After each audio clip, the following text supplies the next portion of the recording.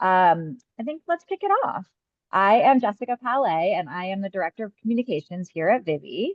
I'm so happy to be with you all today. I'm also the mom of two girls who are a little bit older now, but I have gone through many, many years of transitions. And so I am also really eager for all the advice that I can get.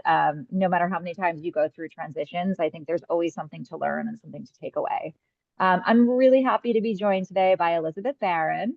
She is a licensed mental health counselor, psychotherapist, and maternal health expert, and also our very own Jade Francis, our curriculum and learning manager here at Vivi.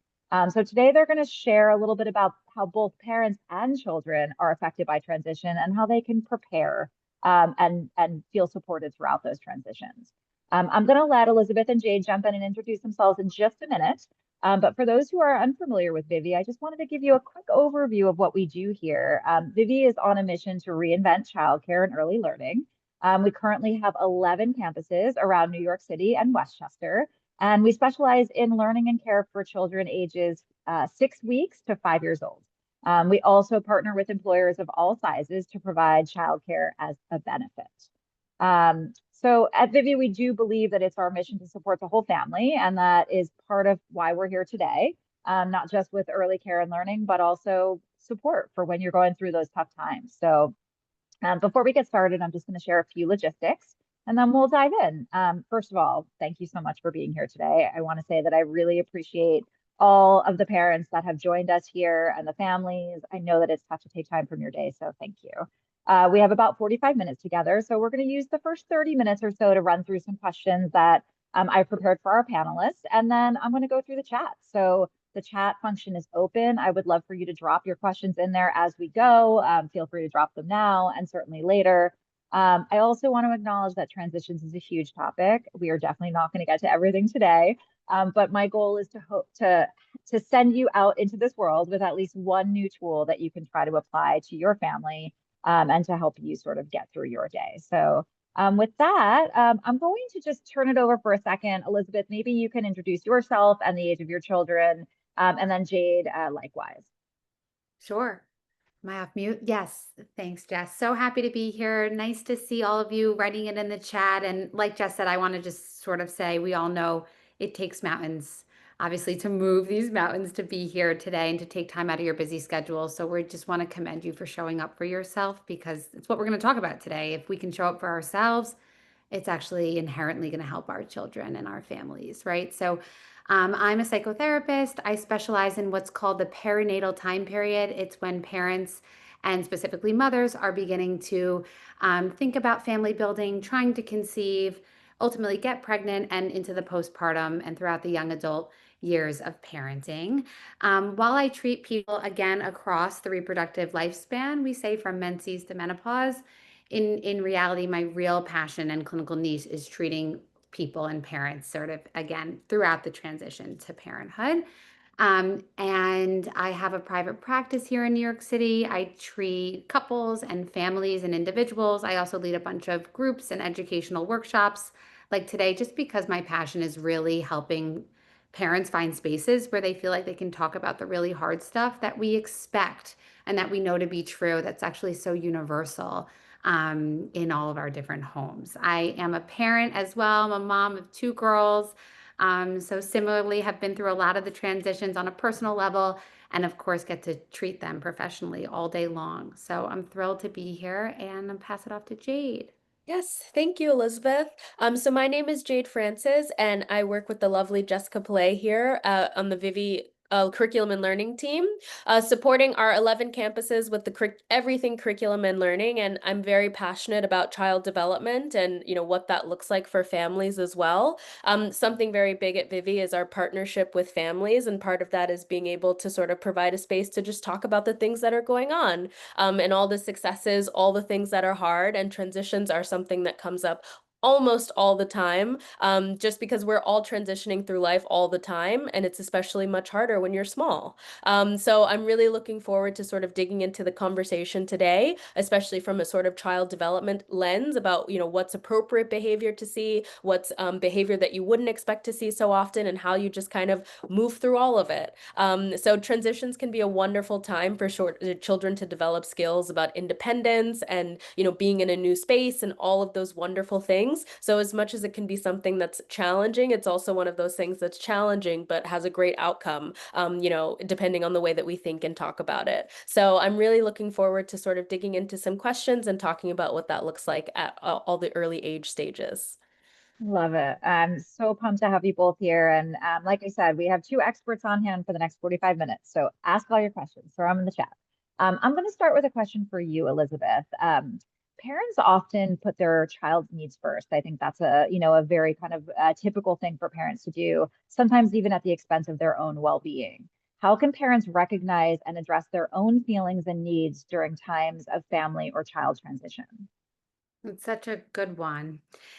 I really want to start by reminding parents that transitions aren't just for our kids, right? Like as Jade said, they're a family-wide process. We actually call this a parallel process between our kids and ourselves as parents. So while our child is learning to separate, right, as a parent, we're also developing new muscles that include things like letting go or trusting other people with our prized possessions, our children for the first time, right? And so instead of holding on to all of our own emotions, what we're going to really talk about today ongoing is how this parallel process really matters and how we can show up for our kids and ourselves too, right? So everybody here has heard that expression about putting on the mask first, but I do want to sort of validate that it's really hard to do so when again, our kids are going through something or there's high needs in that moment.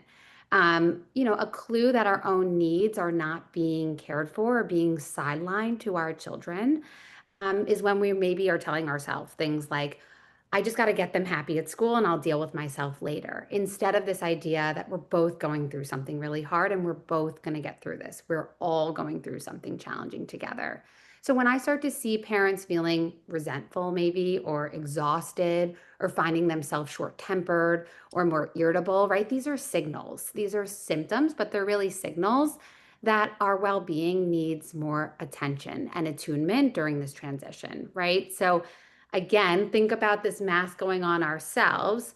Something we often do is because we don't have a mask walking down the street when we're dropping off our kid is really taking these big, deep breaths. I'm going to practice it with everybody later too, just to sort of, so instead of the mask, I want you to think about like 3 deep breaths in and 3 deep breaths out. It can be the most simple way to put on this metaphorical mask for ourselves, right? But we just don't want to ignore ourselves during transition, is sort of the point, right? And we really do begin to see if our mental health is sort of suffering as a parent, in turn, we're not going to be able to show up for our kids in the best way, right? So, lastly, what I want to say about how can parents recognize and address it, I'm not asking you to go for a spa day, right? It can be that deep breath. It can mean naming your feelings out loud. It can mean asking a friend to check in. It can be simply allowing yourself a safe space after drop off to breathe instead of shutting down your feelings and sort of saying, like, I'm not allowed to feel this way. It's too much.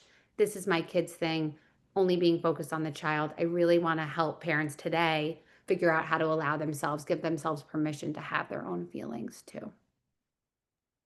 That's something I loved how you just kind of gave us, and we can talk more about sort of the breathing exercises later. But I think a lot of us really do say, I know I see the signals, but I just can't, I don't have the time.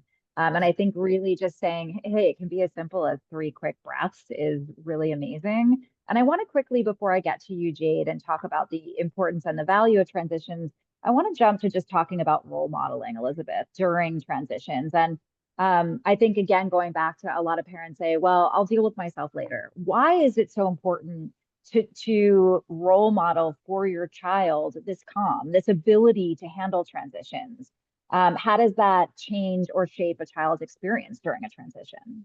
Oh my God, huge. I mean, what I want to say is it's so important. And at the same time, I don't want parents who are listening in to feel more pressure that we have to sort of model sturdiness 400% of the time, right? That once or twice or a time when we're having a hard day as a parent, and say we're not the sturdiest at drop off, which we're going to talk about, that there's a direct correlation that immediately that means our children aren't going to have great outcomes. But what we do want to encourage parents to think about and listen to today is that, there is an amazing amount of trust that we can put into our children based on how we're modeling. And what I mean by that is, sharing with our children often that we're having feelings and we believe that they can also still do the hard thing is the most incredible skill. Jess, with big kids too, that's a lifelong way we can actually encourage children to build confidence and find resilience, right? So what I want to say, modeling doesn't mean it's not pretending we're calm, right? It actually means that we're showing our child that we have feelings and we can move through them, right? So, for example, I often say things like, I'm going to miss you while you're at school, and I know you're going to have fun today. I'm going to miss you at school, and I look forward to hearing who you're playing with. So, it's this idea, right, that it gives permission for both of us to hold emotions. I actually think that's the best thing to model, right? Sure, it's our sturdiness when we walk. What did I say to you when we were getting ready for the call? I'm like, put your sunglasses on, you can cry after, right? I mean, they can still see some tears, and we're going to talk more about that too. But really, it's this lifelong skill I want to help. I wish I could teach every parent that the best thing we can model is that we can tolerate opposing feelings. We can tolerate hard emotions that our children, are experiencing, that we expect hard emotions to come out and that we can manage them sort of together, right? So put on your sunglasses and cry afterwards. But sharing our feelings with them isn't going to scare them if actually we can help them understand that we as human beings and parents, we live in duality. And so can kids. They're going to miss being at home too, and they can do this, right? So speaking of and they can do this, I love that. And I think that's a great way to transition into Jade, talking about actually transitions are not a bad thing, but it's an important learning opportunity. So I would love if you could talk a little bit about how transitions can help children develop independence. And also if you can break down a little bit of what does that look like age by age, maybe thinking about an infant, a toddler, and a preschooler. Yeah, absolutely. I mean, Elizabeth sort of outlined everything so well in thinking about the fact that transitions are a growth opportunity for all of us. And one of the things that you find with young children in the early years is that that time is they're developing a lot of their social and emotional skills. And that's transitions and sort of being able to separate and to return after separation is a wonderful marker of a positive and secure attachment with your caregiver or whoever it is that's taking care of you. As an infant, that looks like short separations, being apart from your caregiver and sort of trusting that they're going to come back, and also trusting that there can be other caregivers that are going to take care of you and your needs are still going to be met. If you cry, someone will feed you. If you're upset, someone will hold you and coo and soothe you. The development of that sort of trust through transition is it's an incredible learning opportunity for a small infant, as well as a child who's older. But just developing the consistency that I can trust people. I can, of course, trust the person who's taking care of me, but also I can understand that they're going to come back and they're going to take care of me. And even if I don't see them for a bit, they're still there and they still care about me. And so that real building of security and secure attachment is sometimes seems counterintuitive. How could spending time away from my, child be able to sort of strengthen our bond? But it really does, because they learn to not only trust you, but to trust themselves as well, that, I will be okay. And, I'm always going to have support and help, but there's some things that I can learn to sort of to do on my own. In toddlers, this sort of looks to look like, more small transitions, like being able to choose their own toy or being able to sort of know the routine and what's going on so that they can fill in as they need to. Rituals help with this, being able to signal that, change is coming. Like maybe there's a special song that you sing together when you're departing and when you're returning. Or maybe there's you wave at the window the same every time. time, so they know what to expect, and they know, that you're going to leave and that you're going to come back. As they get a little bit older, they do develop stronger feelings about change because it starts to feel even more uncomfortable, because now they have so much more language and they have so many more feelings to sort of express and share related to things that are changing, and also related to their autonomy in the situation of like, I don't want this thing to change and it's happening. You'll see that more as you get twos and older, that they have a lot more feelings and thoughts that they want to share, especially related to things that they don't want to do or things that they don't like. And so how can we sort of learn how to support them through that as well? Maybe you don't want to leave the park right now, but that's what's going to happen, for example. How can you sort of support them through those transitions as well to sort of be able to give them the tools that they need to be comfortable with transitions? Because as we know, as adults, transitions are happening in life all the time. And so part of it is really building those skills that you need to sort of self-regulate your own emotions and say, this is really hard, or this is something that I don't like, but I can move through it, and I have caregivers who support me with that.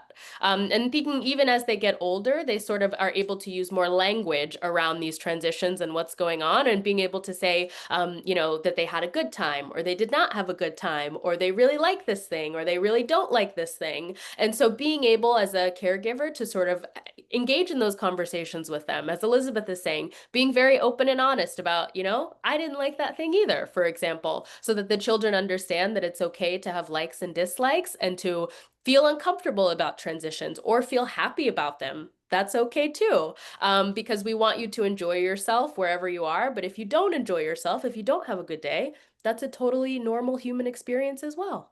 And so just being able to sort of support the children with all of those skills, it's really supporting their independence and growth and their skills of self-care. How can I, know the tools that I need to take care of myself as I get older? And how do I know what I like and dislike, who to tell, how to sort of fix situations that I am not happy about? All those things are skills that support you throughout life and really start as an infant when you're learning to separate from your caregiver. It builds up from there in a way that is supportive of the child, and if we as caregivers are supportive of them, they're off to the races. I love that. And some of what I'm hearing is transitions build resilience. And so, as much as we tend to want to avoid them, the more we do it, the better everybody gets at it. I would love for you to like dig a little deeper, or maybe like think about that more pragmatically of what does that look like, especially thinking about preparing for transitions. If you know that a transition is coming, how do you balance preparing your child for change, talking to them about it? What is like, how do you know what's appropriate, what's too much, what's too little, what they can handle, what they can't, especially by age? Yeah, absolutely. I think this is one of the wonderful parts about caring for children is that spending so much time with them, we know them better. What kind of things are going to be comfortable for them. So it's really about thinking about the level of detail that's not going to overwhelm that child, but also to give them a clear understanding of what the routine is or what's going to happen so that they know what to expect. Say that you're being dropped off at, childcare for the first time and no one tells you what's going on. That would be very scary. But if you say, you're going to spend some time here and I'm going to, pick you up. The concept of time is, nebulous as a child, but I'm going to pick you up and return and, we'll talk about the day you had. Those kinds of things set up the opportunity for the child to understand what the routine is and to leave some of that ambiguity, behind. Because children really do thrive on routine and sort of understanding what's going to happen next. And so the more that you can do to sort of set that routine in place and, reading stories, if it's say your first day of school, for example, preparing you for what's going to happen instead of it being a shock. Because we as adults and children as well don't always respond to a shock as well. But if we know what's coming, even if it's scary or even if it's something that we've never done before, at least you have that to draw on that I know that this is going to happen. And maybe the first day you don't understand, but by the fifth day, you do understand. And you've seen that the same thing happened every day. You went to school, your caregiver picked you up, you talked to them about your day, and then you went to school the next day. And so when you know what to expect, you feel more comfortable and able to sort of settle into that process because you know what's going on. So, a book, a simple plan for the day, or even sort of visiting a new classroom or meeting a new teacher before you sort of are in it, so that you can have those preparation things, and also so that the child understands that you know what they're sort of going through and you know what kind of questions to ask. If you know who their teacher is, then you can ask them, hey, did you have a nice day with Miss Alina today? Or something that they enjoy. I know that you were supposed to have yoga class today. How did it go? So those sorts of things sort of balance the home to school connection, or home to whatever it is, activity that you're doing, or time you're spending at the park, or time you're spending with a babysitter, so that the child knows that those pieces of the world are connected. And that's really important too, that you're able to sort of share and talk about, all of those pieces. And it's not like they're living in silos of like, I have my home life and my school life. There's some connection there is really good and sort of supports that preparation. I love that. Just That's, jump in there for one yeah, second. I just yeah, want to say please. it's so helpful to hear all this perspective again about all the ways in which the preparation is great for the child. What I want to add is for the parent too. I always am suggesting dry runs, trial runs, just like we're talking about for the child to meet the teacher. Isn't it comforting as a parent to meet the teacher at daycare the first day or 4 days before? Parent is returning to work also and flooded with their own sort of schedule and their own transition. So again, this parallel process that both parents and children really benefit from preparation and dry run and asking questions and meet and greet and getting more comfortable with getting out on time, packing the diaper bag, whether you're, how are you bringing milk or food or anything to daycare, right? To Vivi to drop off. So again, just helping us think about how we're all human beings going through these transitions. And I think that's also a really nice way for those listening today to really take a deep breath and remind themselves that, we're not expecting transitions for children or for parents to be perfect or linear, right? That just like how sometimes we have hard days, your children, just like Jade said, are going to also wax and wane, we say clinically, right? Sort of good days, bad days, and that we really want to help parents know that this experience of transition and life for that matter exist on this sort of wide range of emotional scale, right? That some days they'll drop off great, others not. I mean, we're going to talk more about those specifics, but just helping everyone listening know that your kids are humans too. And it's okay when they have, one day goes better than the day before sort of thing. The Yeah, other I thing, mean, and go ahead, Jess. I was gonna say, like, I want you to talk about those days that Jade talked a lot about preparation. Like, what about those days where, and I'm seeing some questions come into the chat, which we'll get to later, but the days where your child just in that moment, you're trying to get to work and they don't want to go to school and they don't want to leave, or you get there and they don't want to go in. There's a maniac attack right there on the floor. And I think as a parent, it can be tempting to say, okay, you don't have to go. Like, you don't have to go today. I can't, this transition is too hard for all of us, maybe too hard for you, certainly too hard for me. What do you do in those moments as a parent? It's such a good question. I mean, again, if we're going to think about the human idea that we're all humans, like, you know, isn't it true that sometimes we all wake up? I'm talking November, December in the snow, and we want to be cuddly and cozy at home, and we don't want to go either. So I think the first point is to really not take on this shame that something's wrong with our child when they decide today's not my day. Because I think one thing I'm doing a lot in my practice, right, in working with parents is normalizing and destigmatizing this idea that our children and ourselves are going to appear the way that maybe our whole social media following appears all day long, that somehow debunking this idea that it's fiction, that it's all going to go well all day long, every day for both parent and child. So I just want to like put that out there, right? That we expect, again, this sort of, we expect even a child who loves to come to school to have a moment of maybe they were up all night, maybe they didn't have breakfast, maybe they just want to snuggle with their parent. And so one thing we really want to do again is validate, first of all, put our own oxygen tank on for sure, but to talk with our child about what's coming up. Right now, I know the subway might be coming and we could be rushed, but one thing we can always do is bend down to our child and sort of connect with them in that moment, which I know can be hard, to attune, right? And to sort of stay in your child's experience because you have all these other issues and identities that you're trying to wear, but really saying something like, it makes sense that you don't want to go to school today. I get that. I remember when I didn't want to go to school. I sometimes, sweetie, don't want to go to work.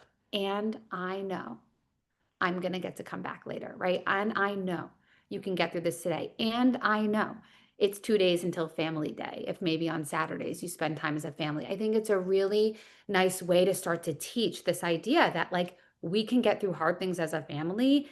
And also, there are things to look forward to that make sense that might bring you more joy in that moment. So it's not a bribe attack, right? It's not throwing them down the street. It's not dragging them. It really can be this simple crouch down and say, I really understand. And let's figure this out together. Let's walk. Let's take an extra hug when we get to the door.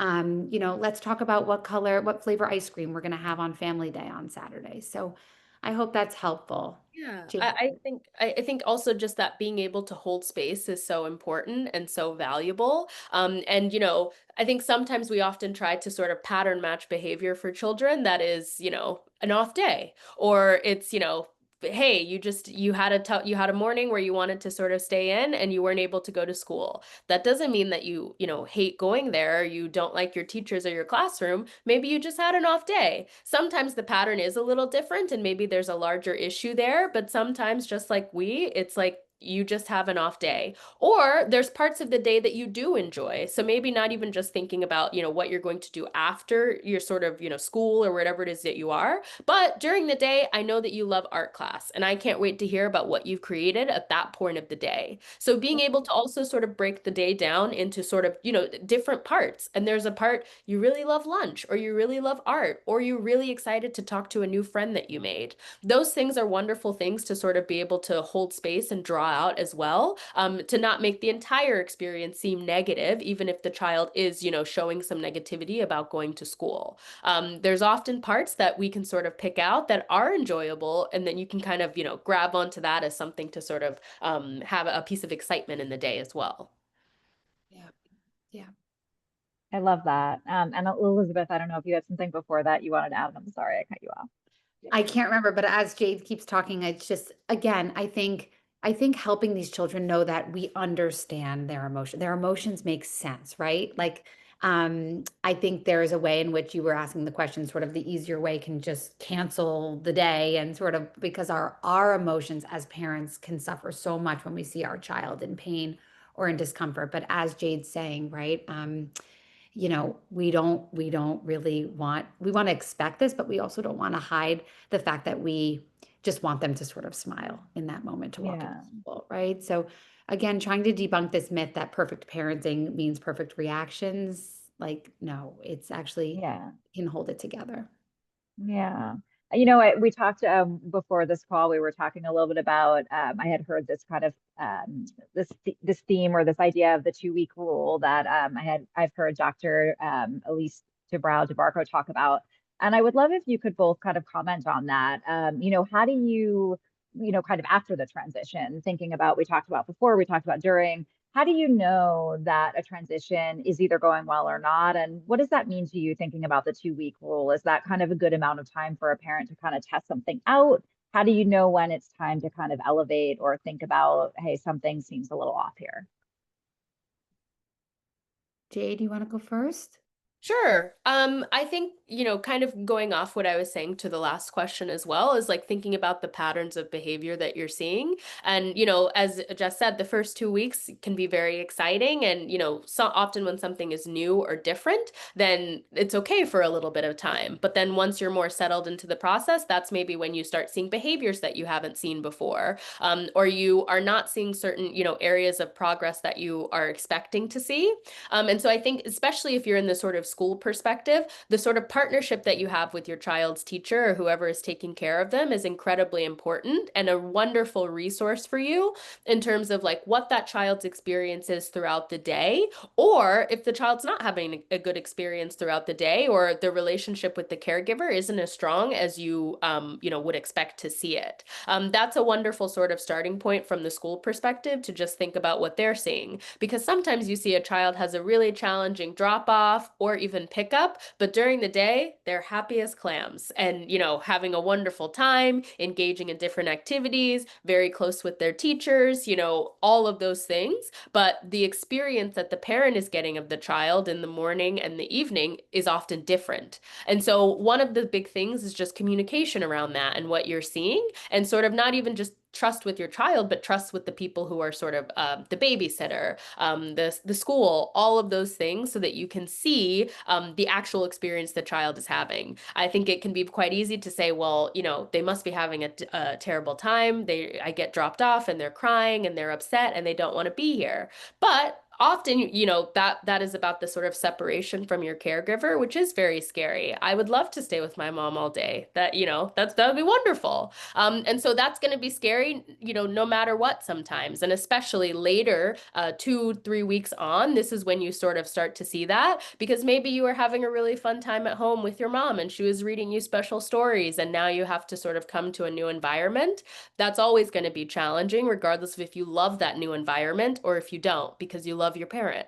And so just sort of being able to sort of communicate about those things and see the frequency and whatnot. For example, if a child is sort of really unsettled all throughout the day and is crying all throughout the day, or is unable to engage in activities, or is, feeling upset, or, even feeling that they're not making a lot of friends or anything like that, if they're a little bit older, those are all things to take note of and sort of, communicate with the school and, communicate with the child as well, to sort of see what, if the concern is valid or if there's things that you can do to support it.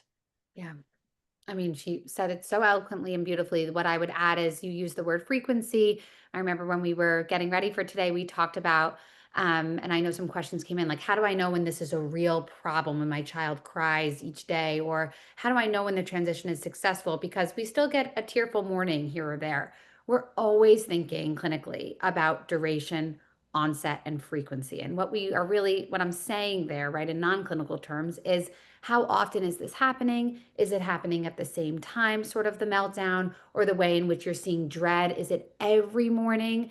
Was the child sick and they were dreading school? That's when we're thinking about onset. Is it illness specific? Was there a child at school that they're not getting along with? Or is it each day? So frequency, onset, and duration matter to help us, understand what's happening in this exact transition. The way to get more information is exactly what Jade said. I know Vivi specifically is so committed to working with parents at home, and hopefully most schools, if your children are at different schools as well, right? And really using that connection with teachers to debunk this idea that what you're seeing at home is consistent with what you're seeing inside of the classroom is essential.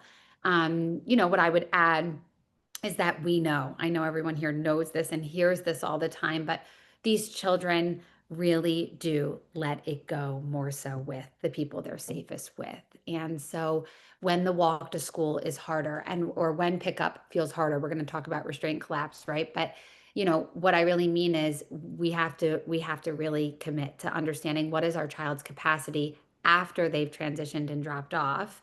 And again, consistency really matters to know what's going on inside, right?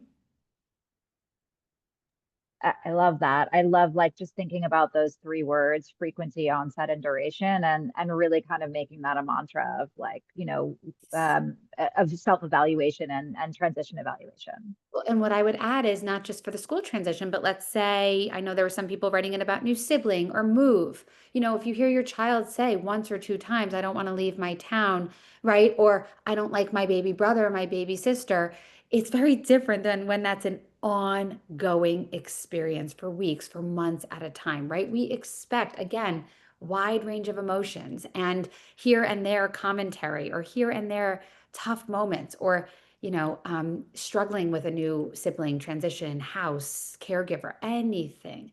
It's that duration, onset, and frequency that's so important to be thinking about. Yeah, and you know what, that makes me think, and I want to get to some of the questions in the chat, so I'll kind of finish with this question before I hop in. Just like you said, Elizabeth, transitions don't just happen in September, especially when you have young children. There's constant shifts in routine. There are, changes in your family life, new jobs for a parent, new drop-off person, a new sibling. So I would love to know, what are some tools, if you could both chime in, some really pragmatic tools that a parent can sort of have in their toolbox for any transition? Mm. Yeah, I think, rituals and sort of routines are very important and sort of can look different for every child and every family. And in that, it's a wonderful way of sort of providing an experience for your child that is special and different. So thinking about it like a special goodbye routine, like something you always say to each other, a special handshake that you always do when you sort of depart and also when you sort of return. Children can also have, comfort items if that's something that helps with the transition, a lovey, a bear, those sorts of things that provide them with that comfort, that physical comfort that's there. And a wonderful thing I think is also just like a predictable routine. I know getting out of the house can be, challenging, also getting home can be challenging. So thinking about what's predictable about that routine. If you're picking them up and they have to go in the stroller and they don't want to, coming prepared with a snack, for example, so that they expect, like, yes, I don't want to go in the stroller, but I know I'm going to get a snack. And so it's much easier to sort of go through the period because they understand what's coming. But also just, those sort of after school times to sort of reconnect with each other are incredibly important. And what does that look like? A small craft you do together, a conversation you have, having dinner together. All of those things are sort of routines and sort of rituals that support the child to understand that, hey, this is going to be the same. A lot of things are going to be different in your life, but my love and care for you is going to stay the same. Those special things that we have together as a family are going to stay the same, even with the addition of a new sibling, or if we're moving or things like that. You still have a special place in my life always, and I'm willing to show you that every day through providing comfort, providing, tools, a handshake, dinner, all those sorts of things to just, re-emphasize that this is something that continues to be important no matter what happens in our lives. Beautiful. Um, she took all of my ideas. I'm kidding, but it's so great because it's consistent. Again, because this isn't also just about helping the child expect consistency and helping the child, sort of ground. It's for parents too. And so, like we said before, breathing together, I mean, it sounds so simple, but I want everyone to practice, even those with an infant, right? They're obviously not breathing in for 3 and exhaling for 3 to regulate their nervous system, but it's good practice in the very beginning. That's something that we can start to do as a family at drop off and pick up as we get bigger, right? Having a consistent goodbye ritual was big on my list, right? So it can look like a special phrase for me with one of my kids, and she's tiny, tiny, tiny. We've been saying, "You're in my," and when she was 1 and 18 months old and 2, she used to answer and say heart, right? And now sort of she's the one who offers to me before we're a block away to school, like, "You're in my heart, mommy." And so it's something that, again, has evolved over time, but it's that consistency and that ritual that is so great. Um, I think some families have like an extra tight squeeze. Again, an infant can't squeeze back, but practice that early because, again, it's good for parent too. And the silly handshake, I'm seeing someone in the chat. That's one that I also think is great. Jade mentioned this. A transitional object can be fantastic from beginning to end. I've seen transitional objects shift over time in different families. I'll share with a child of mine right now who's transitioning through kindergarten, one of my girls, that there's, a transitional heart we've used, this stone heart. Maybe we can send them out. Jess, I love these hearts that they can take in their backpacks and they can take in their pocket. And it's been really interesting to watch the days that she feels like she wants it and others when she feels she doesn't need it. And actually, that's opening for conversation about how's this transition going, right? Doesn't mean, like we talked about with the September thing, that 2 weeks later, they'll never need the heart again or the big squeeze. Actually, it's like we should expect March 1st for the child to say, "I need that heart," or "I need a bigger squeeze," or "Hold on, let's do our handshake one more time." That is no reflection that the transition isn't going well or that school isn't wonderful for your child. It's really actually about the attachment to you. And so helping parents see the differences, right? That like their emotions are often a reflection of the attachment, not necessarily just what's going on at school, right? Yeah, I love that idea, and we should definitely send out a link to that part. And I think, that's something that can be can have use all year long, and something they can come back to over and over again on those days that they need it. Yeah. I would love to hop into the chat for a minute, and I'm just going to read some of the questions that we've gotten. And again, encouraging anyone on this chat, if you have a transition that you're having trouble with, throw it in the chat and we'll try to work through it. I'm just going to start with this one. My son just started a Choose program and is now waking up many times through the night, won't stop him unless we go in his room and stay there. We're all so tired. That sounds very familiar. How do we respond to him when he wakes up? He'll cry for hours, and then kind of adding to that, the transitions impacting other areas of his life. He doesn't want to get dressed or go to school or eat breakfast, take a bath. We're being tortured by a very long evening routine. So it sounds like the transition is really permeating outside of those transition hours. How do you cope with that? Mhm. Yeah. I'm happy to just start and then pass it to you, Jade. Like, I first want to tell this mom who wrote in, this is not going to last forever. And I know maybe you know that intellectually, but I promise you, like, we've all been there, right? As our children's sort of symptom that's taking place at school or the transition tends to feel like it's taking over and you sound exhausted. So I'm so glad you're here. One thing I want you to think about is sort of what it would be like to internalize that idea that it's not going to last forever and see what it would feel like to reframe the discomfort and the anger and sort of the overwhelm with empathy, right, for your child and yourself. And so perhaps tonight when you do go in or you make a plan about, we're going to come in for 5 minutes and I'm going to rub your back for 5 minutes and then I'm going to leave and I'm going to trust that you'll see me in the morning. And there are many different, well, I'm not a sleep consultant, right? There are many different strategies about deciding with a partner, if there is one, how often are we going to go in? Who's going to go in? How long are we going to stay? And actually making a plan tonight before bedtime would probably be really helpful so that you feel much more prepared when you are woken up in the middle of the night, which it sounds like you need a lot of sleep. But I would try something and be consistent, right, about the plan overnight. Whether that means, again, when a child walks in, we walk them back, we spend 3 minutes. What is the routine? Are you sipping water? Does he need a snack? How do you make it a plan again and stay consistent? Because you're going to get through this. It's a behavioral moment, right? Where he's looking for connection, for sure. Just like you're seeing that at school, but often we don't think about separation as really, again, that connection and that attachment. So if he's missing you during the day, he's looking for you more at night. Talk to him about this, right? Spend some special time together if you can. That also can be really valuable during transition when you're seeing your child struggle and for yourself too. Yeah.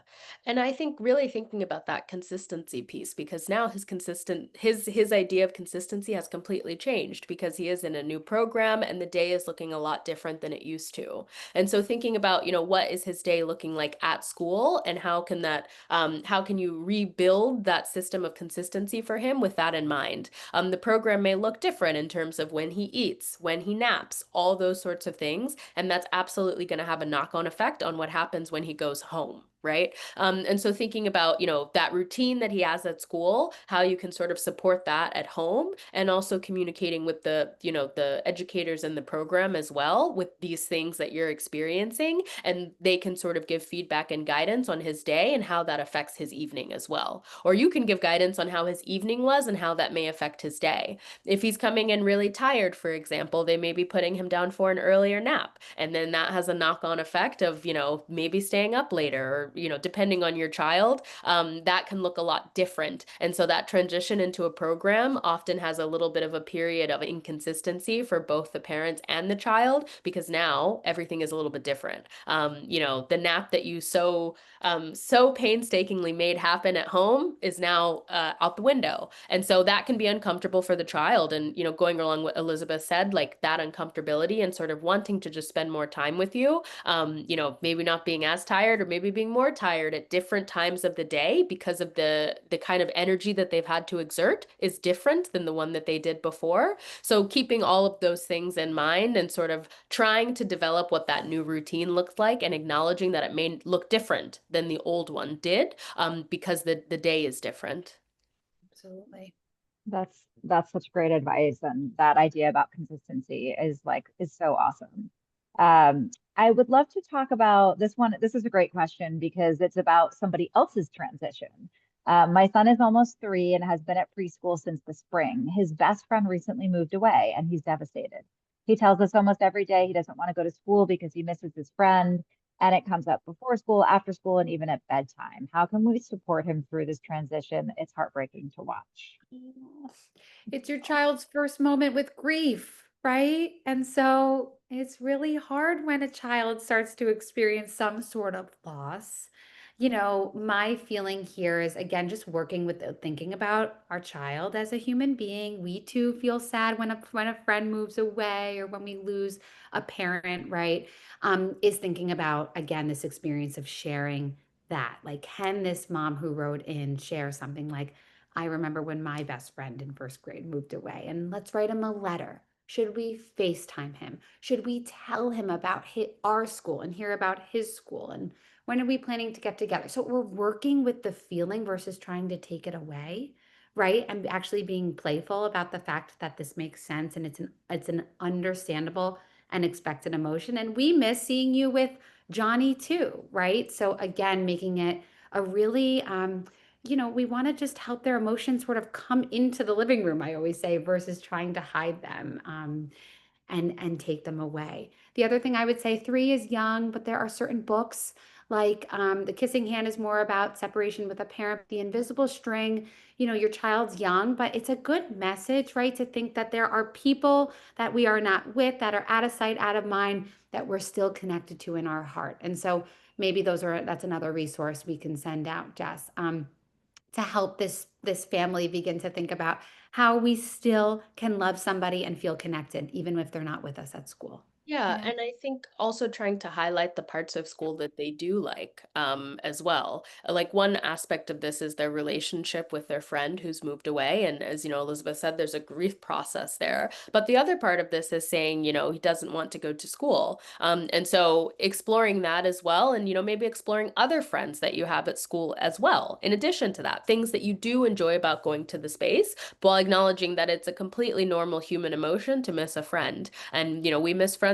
I miss friends all the time. And so I think building that foundation that this is a completely normal human experience is a wonderful thing to feel as a 3-year-old, because I think oftentimes, especially historically, that's not what's happened. It's like this thing has changed now and you just have to sort of deal with it, and that's the way life goes. And while it is a normal part of life, I think a wonderful thing that we can do for children is to hold space that this is something that happens all the time, but you're right. This is really challenging. This is really hard. When my best friend moved away, I felt the same way. And these are the things that I did to try to support that. I wrote them a letter, or I did something to like that they used to love to do with me, or those sorts of things to let them know that, this is an experience that will likely come up again. Unfortunately, but is a part of life. And in that way, it's something that we can talk about, we can learn things about, and we can move forward from and do our best to sort of keep those connections if we can, but also to sort of move forward and, carry on, because that's the nature of things that are going to happen as we go forward. Yeah, I love that. And I feel that that really resonates with me, the idea that a friend moving away is a form of loss. And for like a little person, that's big. Yeah. So thank you. Thank you both for that. I'm just going to finish with one question that I have, and you touched on it a little bit at the beginning, Elizabeth. As parents, we're really inundated with a lot of information, a lot of visuals. We're on Instagram or TikTok, and we're seeing advice for like, here's how you prepare for this, here's how you transition to this, like here's all the things. Can you talk a little bit about how we can navigate that, navigate as a parent? When is it time to kind of put down the phone? When can it be valuable? And how is it just in general kind of maybe contributing to a little bit of our paralysis around transitions? Oh my God, huge. Well, I remember saying to you, social media can make parents feel like everyone else's transition is perfect. And in one day, right? Like it just happens. But no, not just the transition to school, right? We mean like the transition out of a crib, or like the transition without a passy, or the transition to solids. I mean, again, all this information, just to your point, being that we're flooded with on social or maybe from the media. And it's really hard as parents to cut through the noise and sort of hear our own voice and our own thoughts and so therapy, of course, is a great way to, it's only 45 minutes a week to sort of show up for yourself. But really, I often describe it as like a way, I'm using scissors to cut through some of the minutia to actually, for the first time all week, hear our own values, thoughts, ideas. How do we want to parent? How do we want to live? What rituals do we want in our home?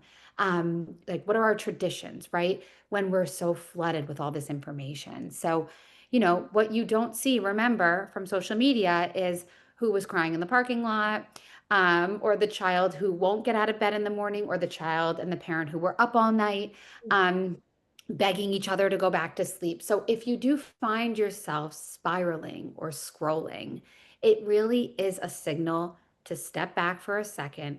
And I always say, come back into your real lived experience with your own child in your own home, right? So always saying sort of red light to social media when you're feeling like the comparison culture thing is kicking up too much and you're sort of obsessing or feeling ashamed about your own family, we really want to mute then, right? And green light back into our own home.